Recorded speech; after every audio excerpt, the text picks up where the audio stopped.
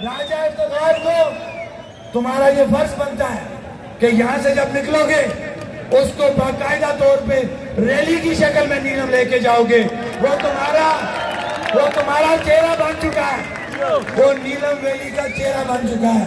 راجہ افتخار کی جرأتوں کو سلام. اس جیسے دلیر شیر نیلم ویلی میں پیدا ہو گئے ہیں. اب نیلم ویلی کے لوگوں کو کوئی نہیں دبا سکتا, اس کے حقوق پر کوئی ڈھکنا نہیں ڈال سکتا. اب خاص طور پہ سنیں, مائک پہ بات کرنا بڑا مشکل کام ہے. میں سچی بات آج ہمت میری جواب دے گئی ہے, لیکن میں سلام پیش کرتا ہوں اپنے اس عظیم بھائی کو, گوہر احمد کشمیری, جو 4 دن سے,